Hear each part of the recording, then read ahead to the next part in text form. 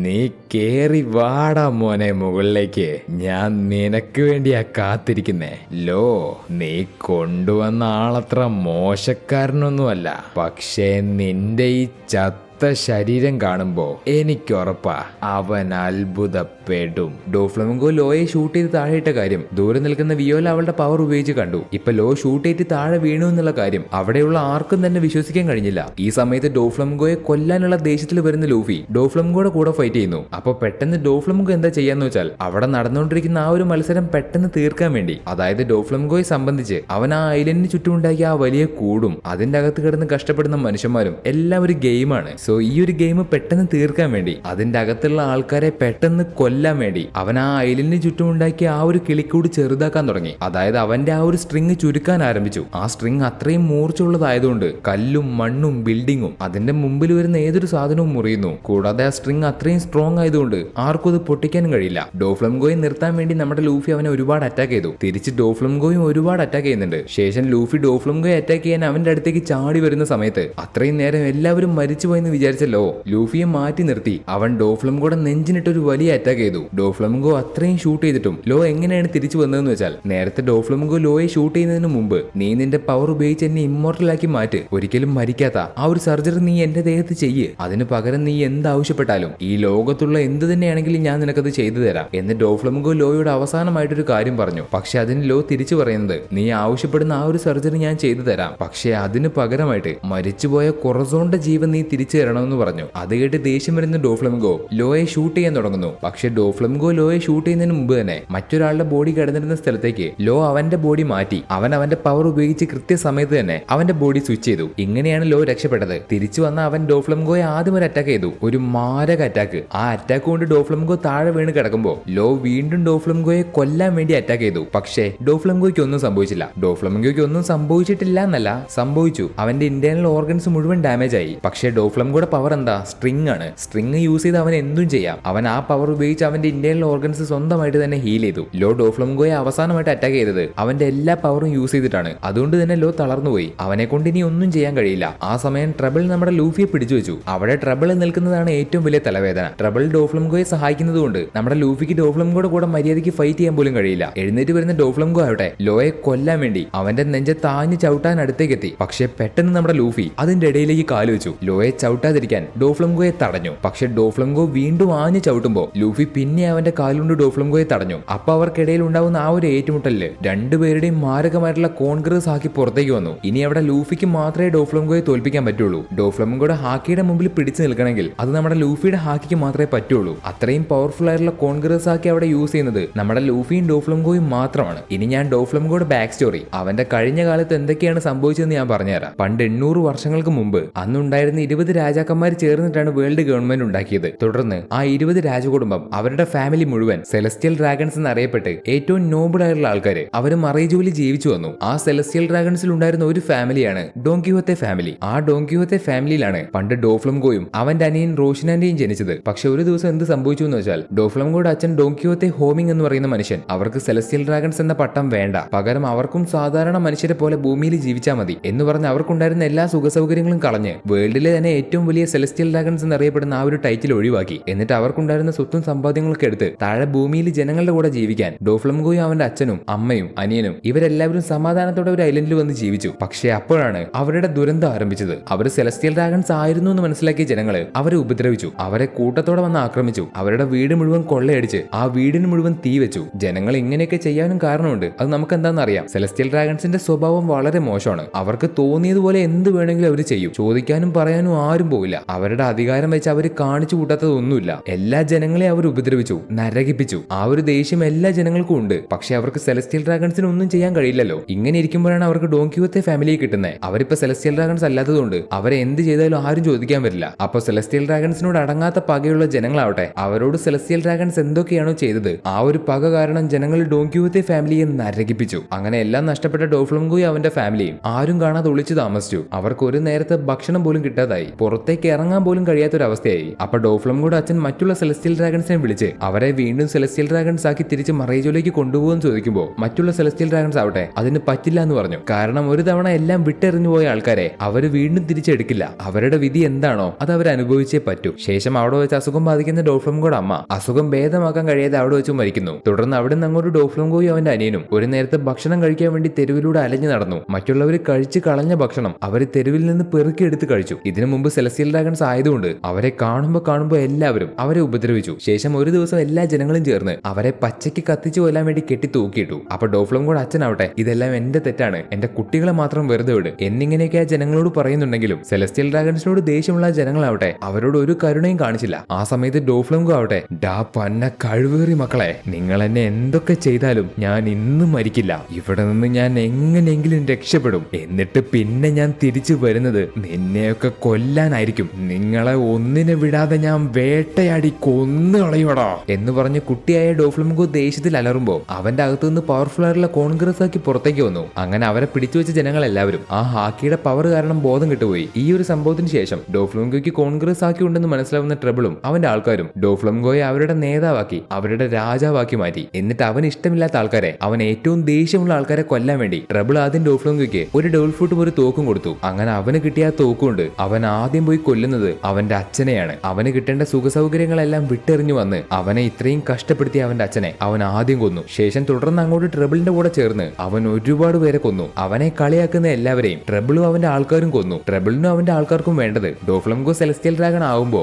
അതിന്റെ കൂടെ അവർക്കും സെലസ്റ്റിയൽ ഡ്രാഗൺ ആവാലോ. അതുകൊണ്ട് ഡോഫ്ലംഗോയുടെ കൂടെ നിന്ന് അവരും ഡോങ്കിയോത്തെ ഫാമിലിയിലെ ഒരു മെമ്പേഴ്സ് ആയിട്ട് മാറി. അങ്ങനെ പോകെ പോകെ ഡോഫ്ലംഗോയെ കാണുമ്പോൾ തന്നെ എല്ലാവരും പേടിച്ചു തുടങ്ങി. ആ പേടി പിന്നെ അങ്ങോട്ട് ഡോഫ്ലംഗോയ്ക്ക് ഒരു ലഹരിയായിട്ട് മാറി. അതിനുശേഷം അങ്ങോട്ട് ഡോഫ്ലംഗോയുടെയും അവന്റെ ഡോങ്കിയോത്തെ ഫാമിലിയുടെയും വളർച്ചയായിരുന്നു. ഒരുപാട് ഇല്ലീഗൽ ആക്ടിവിറ്റീസ് ചെയ്തു. ഡ്രഗ്സ്, വെപ്പൺ ഡീലിംഗ്, കിഡ്നാപ്പിംഗ്, കൊള്ള, ആൾക്കാരെ കൊന്നു തള്ളുന്നത്, അങ്ങനെ എല്ലാത്തിലും ഡോഫ്ലംഗോയുടെ ഒരു പങ്കുണ്ട്. പതിയെ പതിയെ അണ്ടർവേൾഡിലെ ഒരു ജോക്കറായിട്ട് അവൻ മാറി. ശേഷം ഡ്രസ്റോസയിലെ രാജാവായിട്ട് മാറി. ഇതാണ് ഡോഫ്ലംഗോയുടെ ആ ബാക്ക് സ്റ്റോറി. അവന്റെ ആ പാസ്റ്റ്, അവന്റെ പാസ്റ്റിൽ സംഭവിച്ച കാര്യങ്ങൾ കൊണ്ടാണ് അവന് മനുഷ്യന്മാരോട് ഇത്രയും ദേഷ്യം. എങ്ങനെ പോയാലും ഡോഫ്ലംഗോ ഒരു വില്ലനായിട്ടേ മാറുള്ളൂ. വില്ലനാണെന്ന് പറയാൻ പറ്റില്ല, ഒരു നെഗറ്റീവ് ക്യാരക്ടർ. അവൻ സെലസ്റ്റിയൽ ഡ്രാഗൺ ആയിരുന്നെങ്കിൽ ഉറപ്പായിട്ടും അവൻ തെറ്റുകളെ ചെയ്യുള്ളൂ. കാരണം അവനെ ചോദ്യം ചെയ്യാനോ അവനെ തടയാനോ ആരുമില്ല. ഇപ്പൊ സാധാരണ ഒരു പൈററ്റ് ആയപ്പോഴും ആ ഒരു നെഗറ്റീവ് ക്യാരക്ടർ അവന്റെ ഉള്ളിലേക്ക് വന്നു. പക്ഷെ അവൻ അനുഭവിച്ച കാര്യങ്ങളൊക്കെ വെച്ച് നോക്കുമ്പോൾ വില്ലനിസം കാണിക്കുന്നത് കൊണ്ടും വലിയ കുഴപ്പമൊന്നുമില്ല. അവൻ എന്തുകൊണ്ടാണ് വില്ലത്തരം കാണിക്കുന്നത് എന്നുള്ള ഒരു വ്യക്തമായിട്ടുള്ള കാരണം അവനുണ്ട്. ഇതുകൊണ്ടൊക്കെ തന്നെ ഡോഫ്ലംഗോയെ പലർക്കും ഭയങ്കര ഇഷ്ടമാണ്. ഇപ്പൊ കഥയിലേക്ക് തിരിച്ചു വരുമ്പോൾ ലൂഫിയും ഡോഫ്ലംഗോയും ഫൈറ്റ് ചെയ്തുകൊണ്ടിരിക്കുമ്പോൾ അവിടെ ഉണ്ടായിരുന്ന ട്രബിള് അവന്റെ സ്ലൈം കൊണ്ട് ലൂഫി പിടിച്ചു വെച്ചു. ഇങ്ങനെ പോയ ട്രബിള് കാരണം ഡോഫ്ലംഗോയെ അവർക്കൊന്നും ചെയ്യാൻ കഴിയില്ല. അതുകൊണ്ട് ലോ ഒരു കാര്യം ചെയ്യും. അതെന്താണെന്ന് വെച്ചാൽ ശരിക്കും ഡോങ്കിയോത്തെ ഫാമിലിയിലുള്ള മെമ്പേഴ്സ് ഒന്നും ഡോഫ്ലംഗോയുടെ ഫാമിലി അല്ല.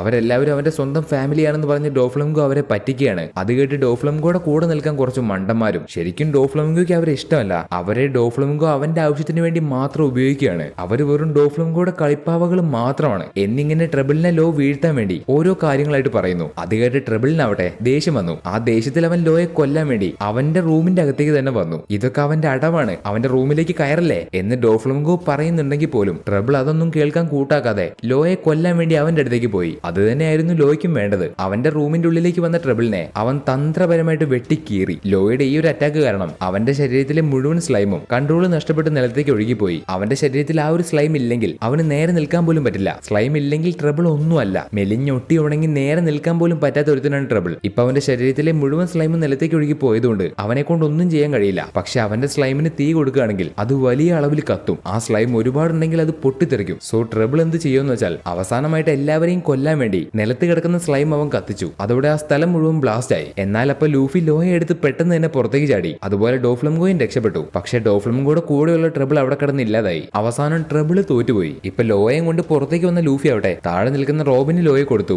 ആ സമയത്ത് ഇത് കാണുന്ന ഡോഫ്ലംഗോ പെട്ടെന്ന് ലോയെയും റോബിനെയും കൊല്ലാൻ വേണ്ടി അറ്റാക്ക് ചെയ്യുന്നു. പക്ഷെ ഉറക്കത്തിൽ നിന്ന് എണീറ്റ് കാവൻഡിഷ് അവന്റെ ആ അറ്റാക്ക് തടഞ്ഞ് അവരെ രക്ഷപ്പെടുത്തി. തുടർന്ന് നമ്മുടെ ലൂഫി അവിടെ നിൽക്കുന്ന എല്ലാവരോടും നിങ്ങൾ എല്ലാവരും എത്രയും പെട്ടെന്ന് ഇവിടെ നിന്ന് പോ, ഇവന്റെ കാര്യം ഇനി ഞാൻ നോക്കിക്കോളാം എന്ന് പറഞ്ഞ് ലൂഫി ഡോഫ്ലംഗോയുടെ കൂടെ ഫൈറ്റ് ചെയ്യാണ്. ലൂഫി പറഞ്ഞത് കേട്ട് റോബിനും കീറോസും റെബേക്കയും ബാർത്തലോമിയുടെ സഹായത്തോടെ സ്റ്റെപ്പ് ഉണ്ടാക്കി താഴത്തേക്ക് പോയി. പക്ഷെ അവരുടെ കൂടെ ലോ താഴത്തേക്ക് പോയില്ല. അവിടെ സംഭവിക്കുന്ന കാര്യങ്ങൾ എന്തായാലും അതവന് നേരിട്ട് കാണണമെന്ന് പറഞ്ഞിട്ടാണ് ലോ അവിടെ നിൽക്കുന്നത്. സോ ലോ അവിടെ നിന്ന് പോവാത്തതുകൊണ്ട് അവന്റെ കൂടെ കാവൻഡിഷും ടൊണ്ടാട്ട ട്രൈബിലെ കുറച്ചു പേര് നിന്നു. നേരത്തെ ഡോഫ്ലംഗോ മുറിച്ചു മാറ്റി അവന്റെ കൈയില്ലേ, ആ കൈ പ്രിൻസസ് മാൻഷീരയുടെ ഹീലിംഗ് പവർ ഉപയോഗിച്ച് തുന്നി ചേർത്ത് പഴയതുപോലെ ആക്കി. ഇവിടെ ഇപ്പൊ ലൂഫി ഡോഫ്ലംഗോയെ അവന്റെ ഓരോ ഫോം യൂസ് ചെയ്തും പുതിയ പുതിയ അറ്റാക്ക് യൂസ് ചെയ്തും വീഴ്ത്താൻ ശ്രമിക്കുന്നുണ്ടെങ്കിലും അതൊന്നും പ്രത്യേകിച്ച് പ്രത്യേകിച്ചൊരു ഉപകാരം ഉണ്ടാക്കുന്നില്ല. കാരണം ഡോഫ്ലമിംഗോ അവന്റെ ഡെവിൾ ഫ്രൂട്ട് ഓൾറെഡി അവേക്കൻ ചെയ്തതാണ്. അവേക്കനിങ് എന്താണെന്ന് വെച്ചാൽ ഒരു ഡെവിൾ ഫ്രൂട്ട് യൂസർ അവരുടെ ഫ്രൂട്ട് അവേക്കൻ ചെയ്താൽ അവർക്ക് ആ ഫ്രൂട്ടിന്റെ ഫൈനൽ ഫോം അല്ലെങ്കിൽ ആ ഫ്രൂട്ടിന്റെ മുഴുവൻ പവർ യൂസ് ചെയ്യാൻ പറ്റും. മുഴുവൻ പവർ എന്ന് പറഞ്ഞാൽ അതിന് എത്രത്തോളം പവർ ഉണ്ടോ അത്രത്തോളം പവർ യൂസ് ചെയ്യാം. അവരുടെ പവർ ആദ്യത്തെക്കാൾ 10 മടങ്ങ് ഇരട്ടിയായിരിക്കും. അത് ഡെവിൾ ഫ്രൂട്ട് കൊണ്ട് മാത്രമാണോ എന്ന് ചോദിച്ചാൽ അല്ല.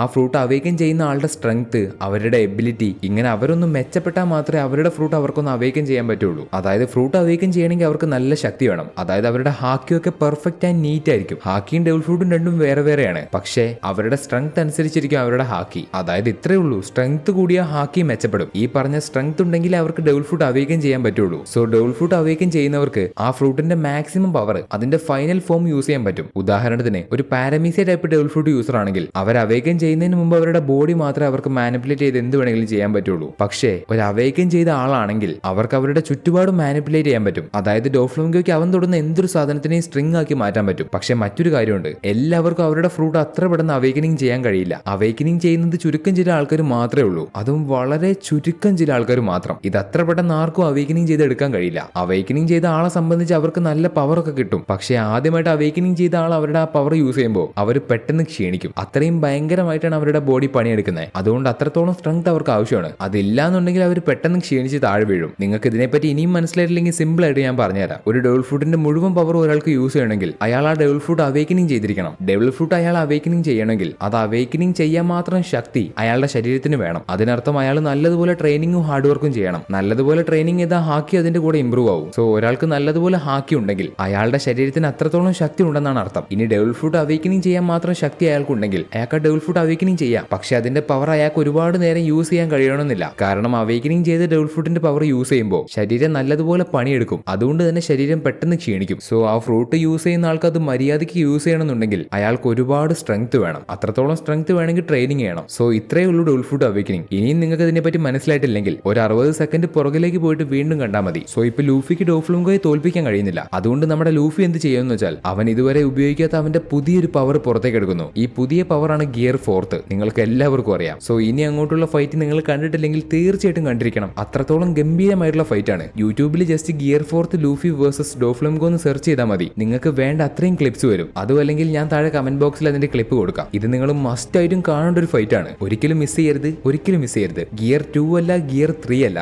ഗിയർ 4 ബൗൺസ് മാൻ. ആ പവർ ലൂഫി യൂസ് ചെയ്യുന്നത് കാണാൻ തന്നെ നല്ല രസമാണ്. അവന്റെ ബോഡി മുഴുവനായിട്ട് ഒരു വലിയ രൂപത്തിലേക്ക് മാറും. അവന്റെ ശക്തി ആദ്യത്തെക്കാൾ ഒരുപാട് കൂടി. പക്ഷെ ലൂഫിയുടെ ഈ പുതിയ പവർ കാണുന്ന ഡോഫ്ലമിംഗോയ്ക്ക് ആവട്ടെ അവൻ എന്തോ വേറൊരു മണ്ടത്തരം ചെയ്യാണെന്നാണ് തോന്നിയത്. അവൻ നിന്ന് ചാടുന്നത് കണ്ട് ചിരിച്ചുകൊണ്ട് പുച്ഛിച്ച് തള്ളും. പക്ഷെ ലൂഫി അവനോട് ആദ്യമേ പറയുന്നുണ്ട്, നിനക്ക് എന്റെ ഈ ഗിയർ 4 മുമ്പിൽ പിടിച്ചു നിൽക്കാൻ കഴിയില്ല എന്ന്. അവൻ പറഞ്ഞതിന്റെ അർത്ഥം എന്താണെന്ന് ഡോഫ്ലമിംഗോയ്ക്ക് മനസ്സിലായില്ല. പെട്ടെന്ന് ലൂഫി ഡോഫ്ലമിംഗോ പ്രതീക്ഷിക്കാത്ത സ്പീഡിൽ വന്ന് അവനെ ഒരേ അടിക്ക് അടിച്ച് തെറിപ്പിച്ചു. ഇത് കണ്ടു നിൽക്കുന്നവർക്ക് പോലും വിശ്വസിക്കാൻ പറ്റിയില്ല. അത്രമാത്രം ലൂഫിയുടെ ശക്തി കൂടി. പക്ഷെ ഇത് ദൂരത്ത് നിന്ന് കാണുന്ന ലോയ്ക്ക് നടക്കുന്ന കാര്യങ്ങൾ അത്ര ശരിയല്ലെന്ന് മനസ്സിലായി. കാരണം ലൂഫി ഒരുപാട് ഹാക്കി യൂസ് ചെയ്യുന്നുണ്ട്. ഈ ഗിയർ 4 യൂസ് ചെയ്യുമ്പോൾ എയർ കംപ്രസ് ചെയ്ത് മസിൽ കൂട്ടുന്ന ഒരു പരിപാടിയാണ് അവൻ ചെയ്യുന്നത്. ഇതിലൂടെ നല്ല സ്ട്രെങ്ത് കിട്ടും. പക്ഷെ ഒരേ സമയം ഹാക്കി ഒരുപാട് യൂസ് ചെയ്യേണ്ടി വരും. അത് അവന്റെ ബോഡിയെ പെട്ടെന്ന് ബാധിച്ച് അവൻ ക്ഷീണിക്കും. അവൻ പെട്ടെന്ന് തന്നെ തളർന്നു പോകും. ഈ കാര്യം ദൂരത്ത് നിന്ന് കാണുന്ന ലോയ്ക്ക് മനസ്സിലാവുന്നുണ്ട്. ഡോഫ്ലമിംഗോ ചുരുക്കി കൊണ്ടുവരുന്ന അവന്റെ സ്ട്രിങ്ങിൽ പെട്ട് മരിക്കാതിരിക്കാൻ ഒരു കൂട്ടം ജനങ്ങൾ ഓടുന്നു. പക്ഷെ പലർക്കും ഓടാൻ കഴിയുന്നില്ല. അവർ ക്ഷീണിച്ചു പോയി. എന്നാൽ ആ സമയത്ത് കിങ് റീക്കോ അവിടുത്തെ ജനങ്ങൾ കേൾക്കാൻ മൈക്കിലൂടെ വിളിച്ചു പറയും, നമ്മുടെ സ്ഥലം ഇപ്പൊ നശിച്ചുകൊണ്ടിരിക്കുകയാണെന്ന് എനിക്കറിയാം. ഇതൊക്കെ കണ്ട് നിങ്ങൾക്ക് എന്താ ചെയ്യേണ്ടതെന്ന് അറിയില്ല എന്ന് എനിക്കറിയാം. എല്ലാം നിങ്ങൾക്കൊരു സ്വപ്നമായിരിക്കും. പക്ഷെ ഇതാണ് സത്യം. നിങ്ങൾ എല്ലാവരും ഇത് മനസ്സിലാക്കുക. ഇവിടെ നടന്നുകൊണ്ടിരിക്കുന്നത് എന്താണോ അത് വൈകാതെ തന്നെ അവസാനിക്കും. നമുക്കൊരിക്കലും തൊടാൻ കഴിയില്ല എന്ന് വിചാരിച്ച ഡോങ്കിഹോത്തെ ഫാമിലിയിലെ ഒട്ടുമിക്ക എല്ലാ ആൾക്കാരെയും ഇവിടുത്തെ ഒരുപാട് വാരിയേഴ്സ് ചേർന്ന് തോൽപ്പിച്ചു. ഇനി അതിലാകെ ഒറ്റൊരുത്തനെ ബാക്കിയുള്ളൂ,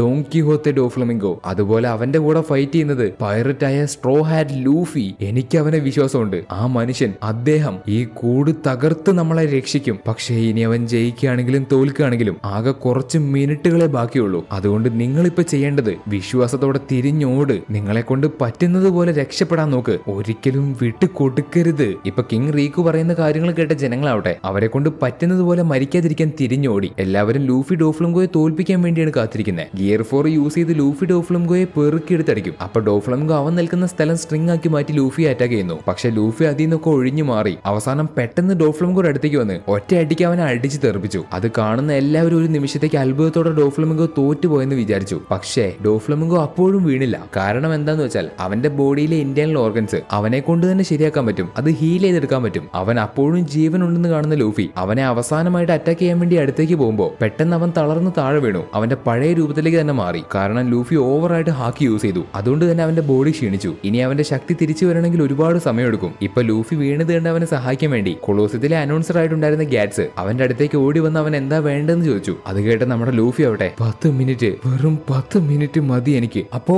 10 മിനിറ്റ് തന്നാ നീ എല്ലാം പഴയതുപോലെ ആക്കുവോ? ഈ കൂടിന്റെ അകത്തുനിന്ന്, ഈ ദുരന്തത്തിന്റെ അകത്തുനിന്ന് ഞങ്ങളെ രക്ഷിക്കുവോ? ഹേയ് സ്ട്രോ ഹാറ്റ്, ഒന്ന് പറ. ഞാൻ നിങ്ങൾക്ക് വാക്ക് തരുന്നു, വെറും 10 മിനിറ്റ് എനിക്ക് മതി. ഞാൻ തിരിച്ചു വന്നാ അടിച്ച് അവന്റെ അടിപ്പണ്ടം വരെ ഊരും. ഇത് എന്റെ വാക്കാണ്. അത് കേൾക്കുന്ന ഗാറ്റ്സ് അടുത്ത 10 മിനിറ്റ് ഡോഫ്ലംഗോയെ എങ്ങനെയെങ്കിലും തടഞ്ഞു നിർത്താൻ വേണ്ടി അവന്റെ മുഴുവൻ ആൾക്കാരെയും വിളിച്ചു കൂട്ടി. ശേഷം അവൻ ലൂഫി എടുത്ത് അവിടുന്ന് തിരിഞ്ഞോടുന്നു. ആ സമയത്ത് പെട്ടെന്ന് ഇതുവരെ ഒളിച്ചിരുന്ന ബ്ലാക്ക് ബിയറിന്റെ ക്രൂവിലെ ജീസസ് ബർഗേഴ്സ് പുറത്തേക്ക് ചാടി വന്ന് ലൂഫിയെ അറ്റാക്ക് ചെയ്യാൻ വരുന്നു. കാരണം എന്താന്ന് വെച്ചാൽ ലൂഫിയെ കൊന്ന് അവന്റെ ഡബിൾ ഫ്രൂട്ട് എടുക്കാൻ വേണ്ടി. ഇതൊരുമാതിരി മറ്റടുത്ത പരിപാടിയായി പോയി. ലൂഫി താഴെ വീഴാൻ അവൻ കാത്തിരിക്കായിരുന്നു. ലൂഫി താഴെ വീഴുന്നത് കണ്ട് അവൻ പെട്ടെന്ന് പുറത്തേക്ക് ചാടി വന്നു. അങ്ങനെ അവൻ ലൂഫിയെ കൊല്ലാൻ അടുത്തെത്തിയതും പെട്ടെന്ന് സാബോ ചാടി വന്ന് അവന്റെ കരണത്തിനിട്ട് ഒരൊറ്റ ചവിട്ട്. അവൻ എയ്സിനെ നഷ്ടപ്പെട്ടു. ഇനി ലൂഫിക്ക് കൂടെ അങ്ങനെ സംഭവിക്കാൻ അവൻ സമ്മതിക്കില്ല. അപ്പൊ സാബോയെ കാണുന്ന ലൂഫി, സാബോ നീ എയ്സിന്റെ ഫ്രൂട്ട് അവസാനം കഴിച്ചല്ലേ? അതെ, ഇതങ്ങനെ മറ്റൊരാൾക്കും വിട്ടുകൊടുക്കാൻ എനിക്ക് കഴിയില്ല. തൽക്കാലം ഇപ്പൊ ഇവന്റെ കാര്യം ഞാൻ നോക്കിക്കോളാം. നീ ഡോഫ്ലംഗോയുടെ കാര്യം നോക്ക്. അതുകൊണ്ട് ഇവിടെ നിന്ന് പോയിക്കോ എന്ന് പറഞ്ഞ് സാബോ ബേർജസിന്റെ കൂടെ ഫൈറ്റ് ചെയ്യുന്നു. അതുപോലെ 10 മിനിറ്റ് എങ്ങനെയെങ്കിലും തീർക്കാൻ വേണ്ടി ഗാറ്റ്സ് ലൂഫിയെ കൊണ്ട് അവിടെ നിന്ന് ഓടി. ബേർജസിന്റെ കൂടെ ഫൈറ്റ് ചെയ്യുന്ന സാബോ എന്ത് ചെയ്യുന്ന വെച്ചാൽ, സാബോയ്ക്ക് ബേർജസ് ഒരു എതിരാളിയേ അല്ല.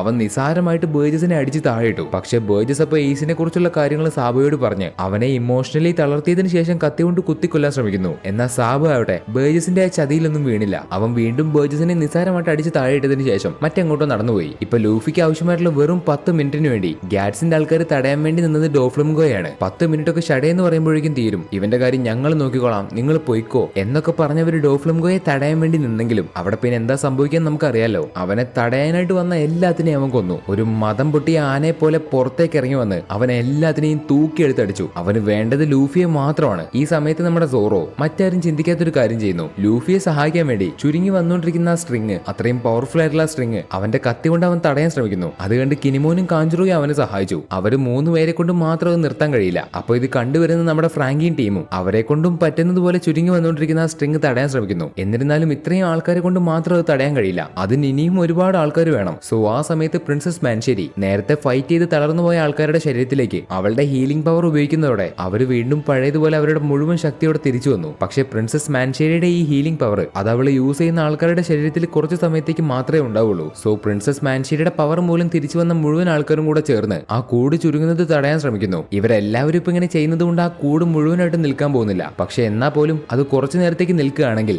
അത്രയും സമയം അതിന്റെ അകത്തുള്ള ആൾക്കാർക്ക് എങ്ങനെയെങ്കിലും പിടിച്ചു നിൽക്കാൻ കഴിയും. അത്രയും സമയം നമ്മുടെ ലൂഫിക്ക് ഫൈറ്റ് ചെയ്യാൻ വേണ്ടി കിട്ടും. ഇപ്പൊ അവരെല്ലാവരും ചുരുങ്ങി വന്നുകൊണ്ടിരിക്കുന്ന ആ കൂട് തടയുന്ന സമയത്ത് പെട്ടെന്ന് അഡ്മിറൽ ഫുജിറ്റോറയും അവരുടെ കൂടെ ചേർന്ന് ആ കൂട് തടയുന്നു. അദ്ദേഹത്തിന് ആ നേരത്ത് വേണമെങ്കിൽ സോറോയുടെ കൂടെ ഫൈറ്റ് ചെയ്യാം, അതിന്റെ അകത്തുള്ള മറ്റ് പൈററ്റ്സിനെ പിടിക്കാം, വേണമെങ്കിൽ അവിടെയുള്ള ലൂഫിയെ പിടിക്കാം, അതും അല്ലെങ്കിൽ തന്റെ ജീവൻ രക്ഷിക്കാൻ ഡോഫ്ലംഗോയുടെ കൂടെ ചേരാം. അങ്ങനെ ഒരുപാട് കാര്യങ്ങൾ അദ്ദേഹത്തിന് ചെയ്യാം. പക്ഷേ അദ്ദേഹം സാധാരണ മറൈൻസിനെ പോലെയല്ല. ഈ ഒരു സാഹചര്യത്തിൽ അവിടെയുള്ള ജനങ്ങളെ രക്ഷിക്കുക എന്നുള്ളത് മാത്രമാണ് അദ്ദേഹത്തിന്റെ ലക്ഷ്യം. ഇപ്പൊ ചുരുങ്ങി വരുന്ന ആ സ്ട്രിങ്ങിന്റെ സ്പീഡ് കുറയുന്നുണ്ട്. ഒരു ഘട്ടത്തിൽ ആ സ്ട്രിങ് ഒരുപാട് നേരമൊന്നും നിൽക്കുന്നില്ലെങ്കിലും കുറച്ച് സമയത്തേക്ക് അത് അനങ്ങാതെ നിന്നു. അത് അവർക്ക് കിട്ടാവുന്നതിൽ വെച്ച് ഏറ്റവും വലിയൊരു കാര്യമാണ്. പക്ഷെ ഒരുപാട് നേരമൊന്നും അവർക്കത് പിടിച്ചു നിൽക്കാൻ കഴിയില്ല. കാരണം അത് ഒരുപാട് നേരത്തേക്കൊന്നും പിടിച്ചു നിർത്താൻ അവർക്ക് ശക്തിയില്ല. അതിനാൽ ആ സ്ട്രിങ് പഴയതുപോലെ വീണ്ടും ചുരുങ്ങാൻ ആരംഭിച്ചു. ഇതേ സമയത്ത് വീണ്ടും ഒന്ന് എഴുന്നേറ്റ് നിൽക്കാനാവുന്ന ലോ എന്ത് ചെയ്യുമെന്ന് വെച്ചാൽ അവനെ കൊണ്ട് കഴിയുന്നത് പോലെ അവന്റെ പവറൊക്കെ യൂസ് ചെയ്ത് ഗാറ്റ്സിന്റെ അടുത്ത് നിന്ന് ലൂഫിയെ എടുത്ത് മറ്റൊരു സ്ഥലത്തേക്ക് കൊണ്ടുപോകുന്നു. ലൂഫിക്ക് അവന്റെ ഹാക്കി വീണ്ടെടുക്കാൻ ഇനിയും കുറച്ചു നേരം കൂടെ വേണം. ഈ സമയത്ത് ലൂഫിയെ അന്വേഷിക്കുന്ന ഡോഫ്ലംഗോയെ എങ്ങനെയെങ്കിലും തടഞ്ഞു നിർത്താൻ അവന്റെ മുന്നിലേക്ക് വിയോല വന്നു. അങ്ങനെ അവിടെ വെച്ച് രണ്ടുപേരും ഫൈറ്റ് ചെയ്യുന്നു.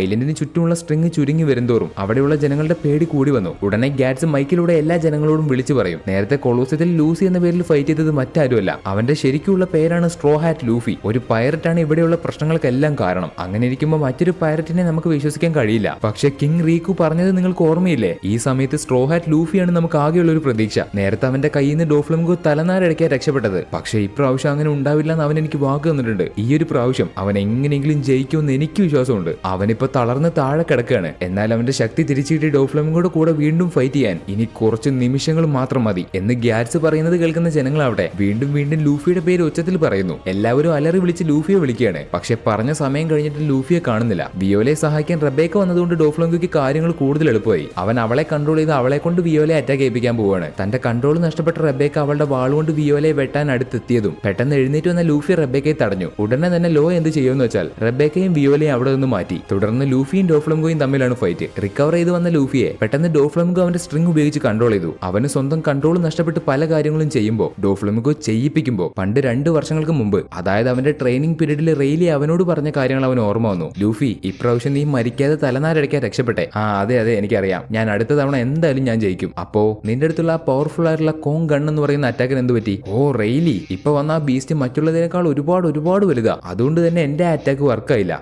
അങ്ങനെയാണല്ലേ. പക്ഷേ അപ്പോഴും അതൊരു പ്രശ്നമാണല്ലോ. ഇനി കോങ് ഗണ്ണും വർക്കായിട്ടില്ലെങ്കിൽ അതിന് പകരം നീ വേറെ ഏതെങ്കിലും ഒരു അറ്റാക്ക് കണ്ടുപിടിച്ച് അത് യൂസ് ചെയ്യേണ്ടി വരും. നേരത്തെ ഡോഫ്ലമിംഗോയെ ലൂഫി അവസാനമായിട്ട് അടിച്ച് താഴെയിട്ടത് ഈ കോങ് ഗൺ എന്ന് പറയുന്ന അറ്റാക്ക് യൂസ് ചെയ്തിട്ടാണ്. ഇപ്പൊ റെയിലി പണ്ട് പറഞ്ഞതും അവൻ നേരത്തെ ഡോഫ്ലമിംഗോയെ അറ്റാക്ക് ചെയ്ത കാര്യം ഓർത്തെടുക്കുന്ന ലൂഫി ഗിയർ 4ലേക്ക് മാറി അവനെ കൺട്രോൾ ചെയ്യുന്ന സ്ട്രിംഗ് മുഴുവൻ പൊട്ടിച്ചു. റെയിലി പറഞ്ഞതനുസരിച്ച് അവൻ ചെയ്യുന്ന അറ്റാക്ക് വർക്ക് ചെയ്തിട്ടില്ലെങ്കിൽ അവൻ പുതിയൊരു അറ്റാക്ക് ഉണ്ടാക്കണം. സോ കിങ് ഗണ്ണിന് പകരം അവൻ ഡോഫ്ലമിംഗോയ്ക്കെതിരെ ഉപയോഗിക്കാൻ പോകുന്ന പുതിയ അറ്റാക്കാണ് കിങ് കോങ്. അങ്ങനെ ലൂഫിയും ഡോഫ്ലമിംഗോയും അവരുടെ അവസാനത്തെ അറ്റാക്ക് ചെയ്യാൻ വേണ്ടി തയ്യാറായി. ഡോഫ്ലമിംഗോ ആ രാജ്യത്തോടും അവിടുത്തെ ജനങ്ങളോടും ഇത്രയും കാലം ചെയ്തു കൂട്ടിയ അനീതി മുഴുവൻ മനസ്സിൽ ഓർക്കുന്ന ലൂഫി അവന്റെ നേരെ വന്ന് അവനെ അറ്റാക്ക് ചെയ്തു. തിരിച്ച് ഡോഫ്ലമിംഗോയും. അത് കാണുന്ന എല്ലാവരും ആകാംക്ഷയോടെ ലൂഫി ജയിക്കാൻ വേണ്ടി കാത്തിരിക്കുകയാണ്. എല്ലാവരുടെയും അവസാനത്തെ പ്രതീക്ഷ ലൂഫിയാണ്. അപ്പൊ ലൂഫി അവസാനമായിട്ട് അവന്റെ എല്ലാ ശക്തി എടുത്ത് ഡോഫ്ലമിംഗോയെ ആഞ്ഞടിച്ചു. ഒരൊറ്റ പഞ്ചിന് എല്ലാം തകർന്ന് ഡോഫ്ലമിംഗോ താഴെ വീണു. അവസാനം ലൂഫി അവനെ വിശ്വസിച്ച ആൾക്കാരുടെ മുന്നിൽ വെച്ച് ഡോഫ്ലമിംഗോയുടെ ചന്തി അടിച്ച് പൊട്ടിച്ചു. ലൂഫി അവന്റെ ബാക്കിയുള്ള എല്ലാ സ്ട്രെങ്ത്തും യൂസ് ചെയ്തതുകൊണ്ട് അവൻ ബോധം കിട്ടി താഴേക്ക് വീഴുമ്പോൾ പെട്ടെന്ന് ലോയ അവന്റെ പവർ ഉപയോഗിച്ച് അവനെ പിടിച്ചു. ഡോഫ്ലമിംഗോ തോറ്റുപോയതോടെ അവന്റെ സ്ട്രിങ് ആ ഐലൻഡിന് ചുറ്റുമുള്ള ആ കൂട് അത് എല്ലാവരുടെയും മുമ്പിൽ വെച്ച് പതിയെ മാഞ്ഞില്ലാതാവുന്നു. അത് കാണുന്ന ജനങ്ങൾക്കും അവിടെയുള്ള എല്ലാവർക്കും ഒരുപാട് സന്തോഷമായി. ഗാറ്റ്സ് പെട്ടെന്ന് എല്ലാവരും കേൾക്കെ മൈക്ക് എടുത്ത് വിളിച്ചു പറയും, ഇവിടെ നടന്ന ഡോഫ്ലമിംഗോ വേഴ്സസ് സ്ട്രോ ഹാറ്റ് ലൂഫി, അവർക്കിടയിൽ നടന്ന ഫൈറ്റിൽ അവസാനം ജയിച്ചത് സ്ട്രോ ഹാറ്റ് ലൂഫി ആണെന്ന്. അവർ ജയിച്ച സന്തോഷത്തിൽ എല്ലാവരും പൊട്ടിക്കരയും. ടൊണ്ടാട്ട ട്രൈബിലെ ജനങ്ങൾ, വിയോല, അങ്ങനെ എല്ലാവരും അവിടെ അവർക്ക് വേണ്ടി ഫൈറ്റ് ചെയ്ത വാരിയേഴ്സിനോടും സ്ട്രോ ഹാറ്റ്സിനോടും നന്ദി പറയും. അതിൽ കീറോസ് ഒരു ഭാഗത്ത് മാറി നിന്ന് അവന്റെ ജീവിതത്തിൽ ഇത്രയും കാലം നടന്ന സംഭവങ്ങൾ ഓർത്ത് അവന്റെ മനസ്സിലുള്ള സങ്കടം അവൻ ഒറ്റ നിമിഷം കൊണ്ട് പൊട്ടിക്കരഞ്ഞു തീർക്കും.